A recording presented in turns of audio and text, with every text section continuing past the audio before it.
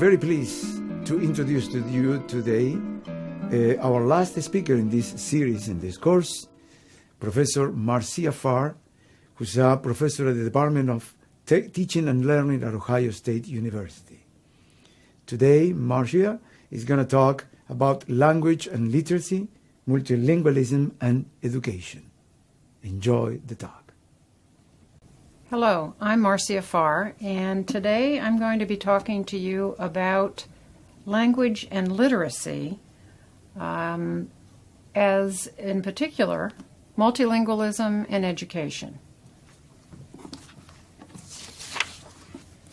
If you think about it, language is central to education.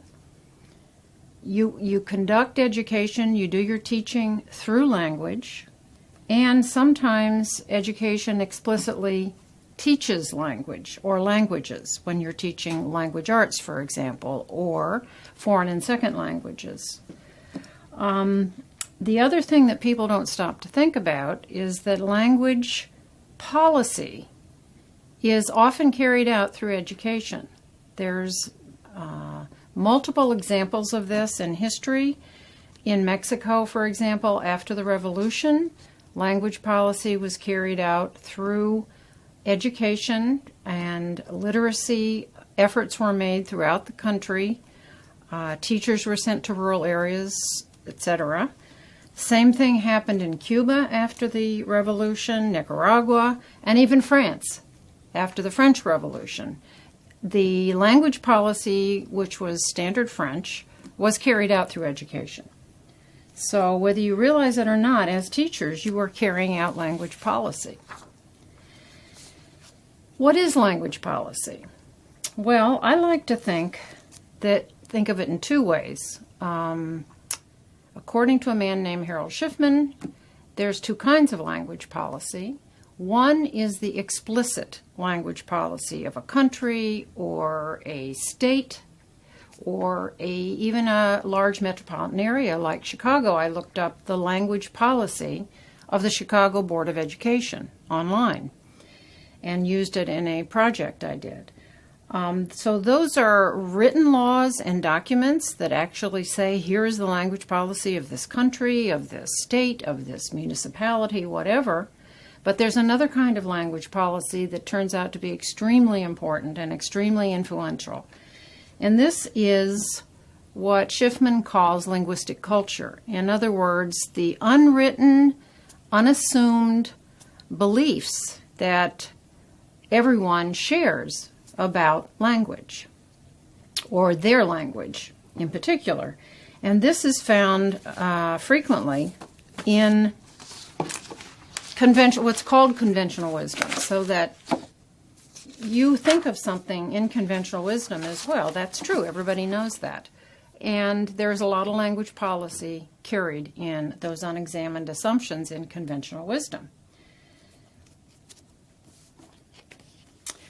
According to Schiffman, you can have explicit written, overt, de jure, official, and top-down decision-making about language. That's the official written part, the explicit part. Or the implicit, unwritten, covert, de facto, grassroots, and unofficial ideas and assumptions about language in a particular culture. And as you might guess, this varies very much from language to language and society to society. The Chicago Board of Education example I gave you of the explicit language policy made comments about, regarding bilingualism, how a second language was very important for students to be identifying with their heritage cultures and so forth. But implicit in that statement is that that would be the child's second language. In other words, Mexican migrants to Chicago would have English as their first language and Spanish as their second language, when in reality it's the other way around. The children have Spanish at home and learn English as the second language. So there's a little bit of illogic in some of these unexamined assumptions. Educators, however, who are aware of this are in a much more powerful position to teach their students.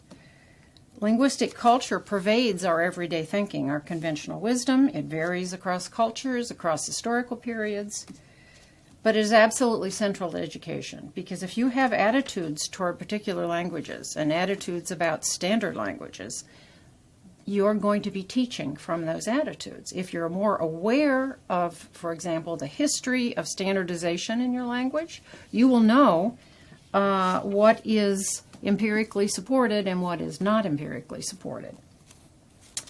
Let's see.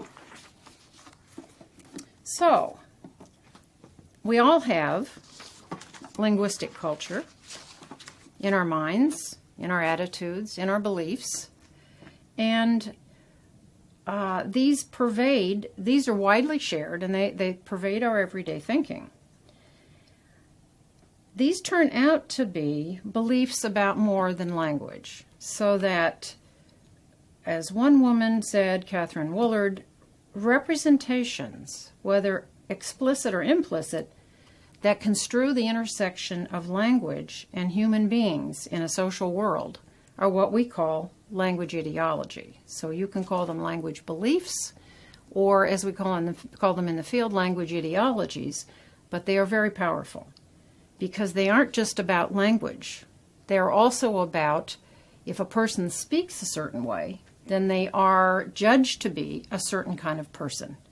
And these judgments extend beyond language to social and cultural conceptions of personhood, citizenship, morality, who's a good person, who's not a good person, quality and value, how smart someone is, for example, when it has nothing to do with their native intelligence.